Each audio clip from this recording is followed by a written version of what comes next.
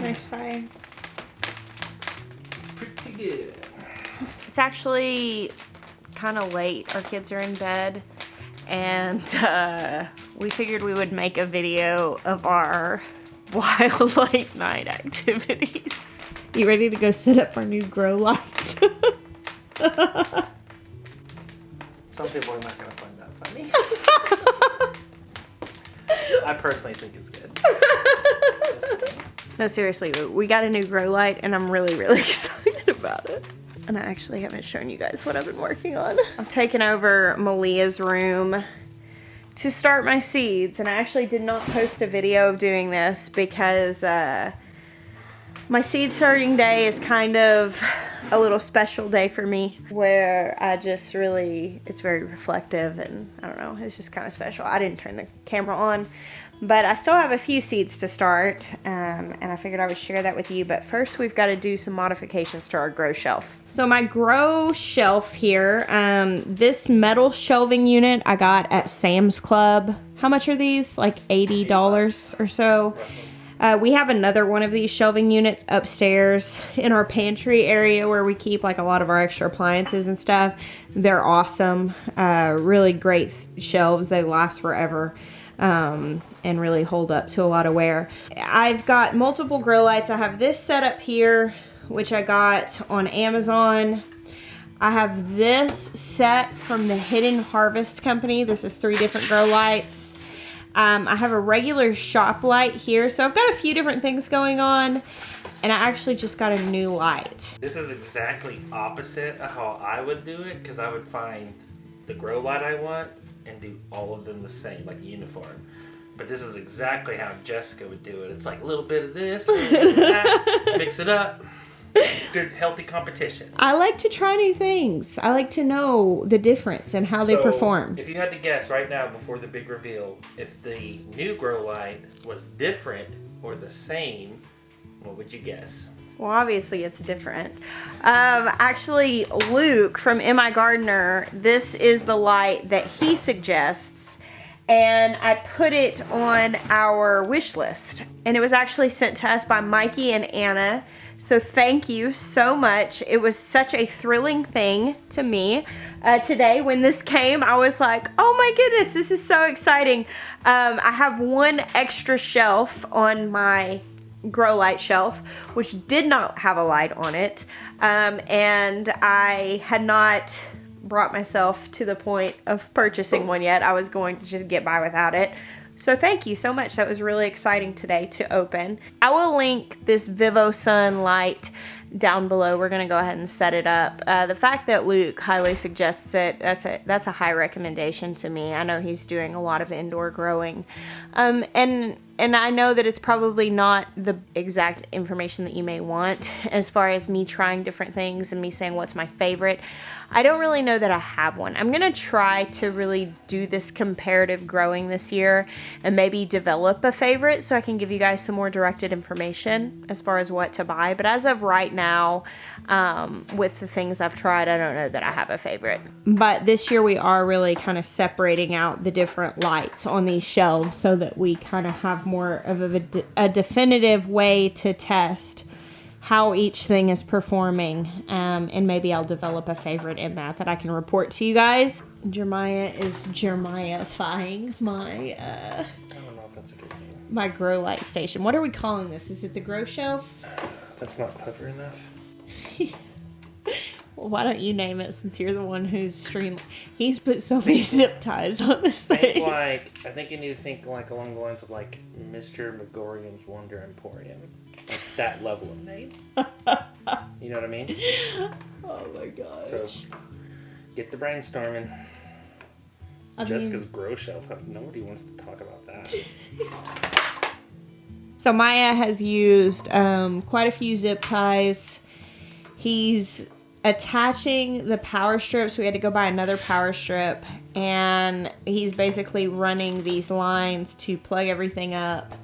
Before he got involved, it was a little bit of a hot mess.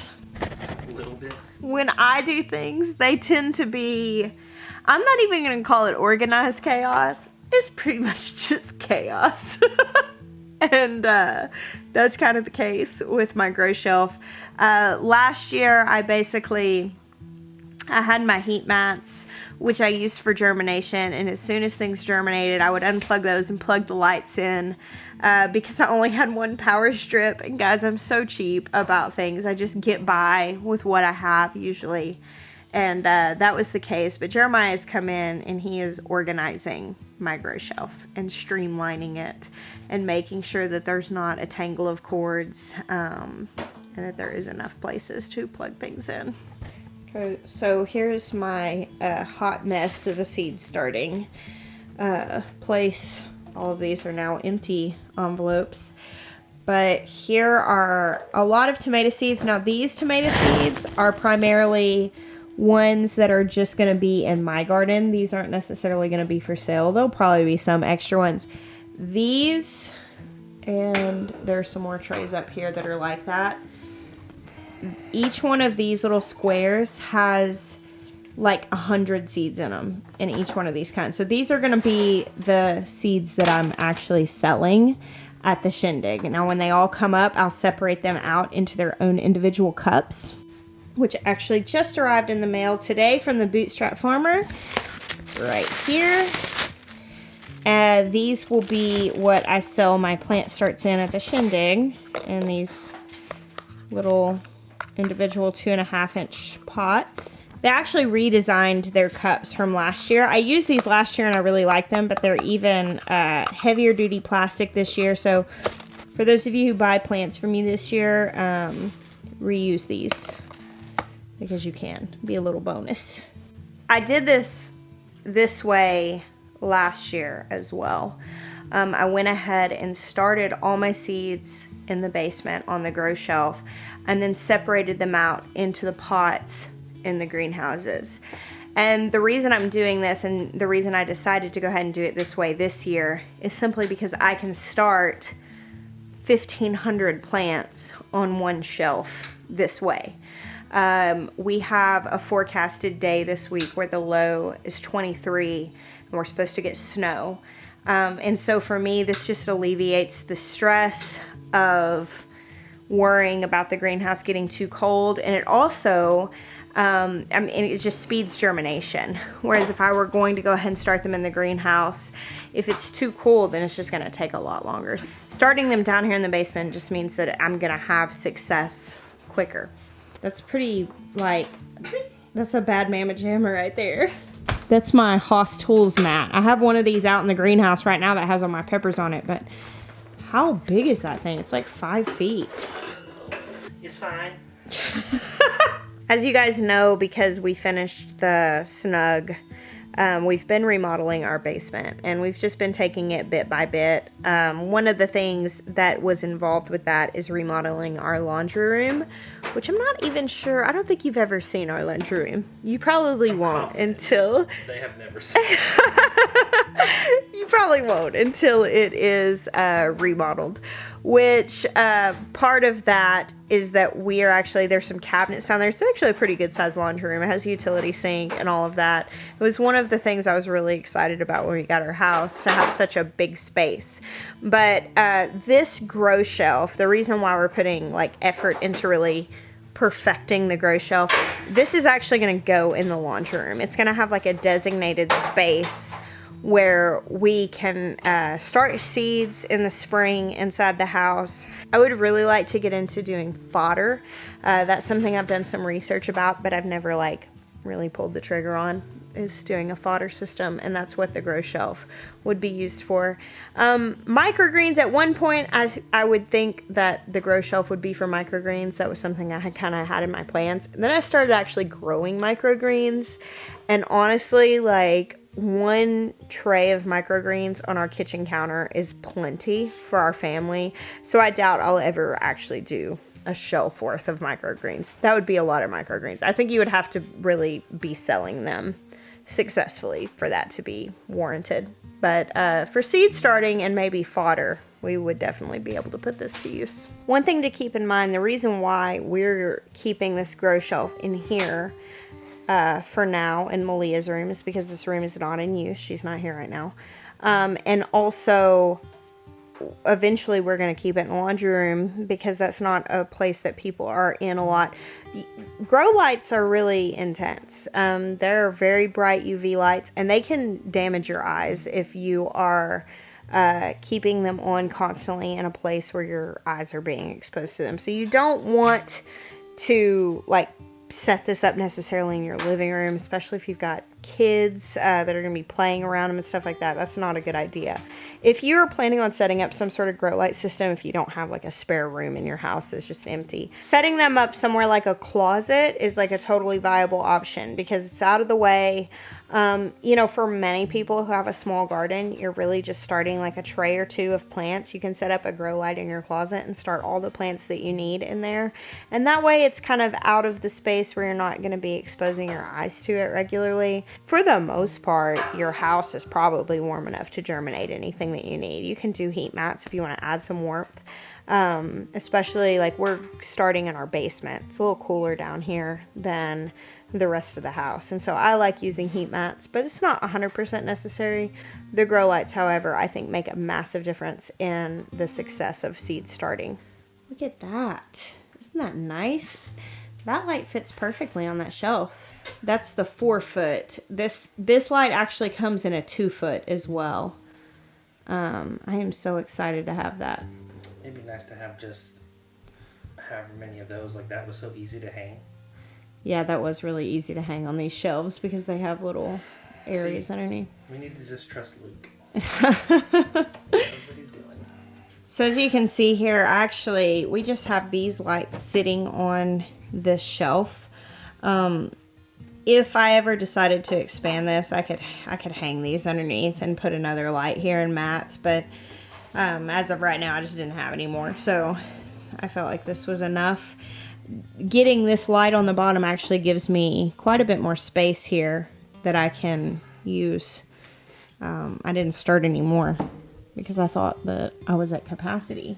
Now I have more space. To move the shelf at this juncture, all you have to do is unplug the power strips and the shelf moves. Everything's attached.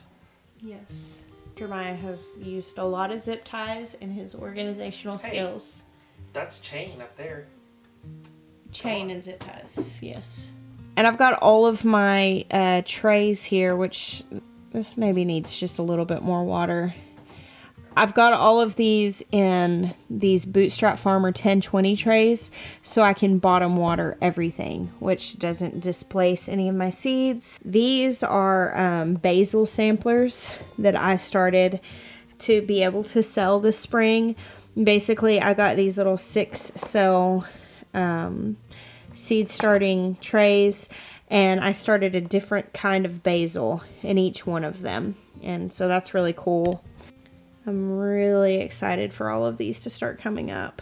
I get a lot of questions about grow lights from people who are wondering if they're like strictly necessary as far as seed starting goes, and I don't think that they are necessarily 100% needed. If you want to just start, you know, some seeds in your windowsill, especially if you have like a good south facing window that gets a lot of natural light, you can do that. One of the things that you're going to deal with starting in a window is you may deal with legginess if they're not getting enough light. If you start your seeds anywhere that they're not getting enough light, you're going to get little plants that grow really long and skinny because they're reaching and they're stretching to get light. With seeds starting with a grow light, like I said, a heat mat might not be entirely necessary. 70 degrees Fahrenheit is really kind of the ideal temperature for a lot of different seeds to start, and typically you're keeping your house round about that during the winter. Maybe a little bit cooler than that, but for the most part what you're keeping your house is warm enough to start seeds. Many people will stick their seeds on top of the refrigerator where it's a little bit warmer, and as soon as they come up out of the ground, most seeds will germinate without light. They would germinate in a completely dark room if it was warm enough. The exception to that is maybe some lettuce seeds and some flower seeds, and a lot of times whenever you are doing the research it will be clearly stated these need light for germination. But But most of the things that you're going to be starting inside, like tomatoes and peppers and eggplants, those would germinate in the dark as long as they were warm enough. But as soon as they're up out of the soil, they're going to need some light in order to photosynthesize, in order to have the nutrients that they need. And that being the case, a grow light is one of the quickest and easiest ways to make sure that that need is met. There are inexpensive options. Now, this new grow light that I have that was gifted to me by such a generous viewer, this big light is around $100. Now, it's 4 feet long. It covers a lot of space. You could start multiple trays of plants underneath here. And when you consider what going and buying flats of started plants cost, you know, it probably evens out. It gives you the ability to start things that might not be available to you to purchase. And you buy this once and you use it year after year. However, there are cheaper options. Some of the other grow lights that I have are not as expensive as this. And we also use here, we have one of these shelves, just has a plain old shop light on it, just like a regular fluorescent light. And what I typically do as far as adjusting these things, all these shelves are adjustable. And if I were to notice, like if these plants started coming up and they were looking leggy, I would just move these lights closer to them. It's really a matter of being intuitive and paying attention to what your plants need. And that's pretty much what I try to do. I'm really planning on just showing this process with you guys to kind of not really teach you exactly what to think, but show you how I'm thinking and how I'm reacting to problems here. And also, I've got some more spaces, so I'm going to start some more plants on here. This is the first step in our process as far as seed starting. We should have little sprouts coming up here in the next few days. This is a very, very exciting time, and it's one that I love being able to share with you guys. And hopefully maybe at the end of this experimentation of really paying attention to the differences in these different setups, I'll be able to give you guys some more definitive information about my opinions. I just don't have a really strong opinion as of right now, so I'm not going to make one up. Thank you guys for hanging out with us tonight on this late night as we set up our grow shelf. We bless you guys. Until next time.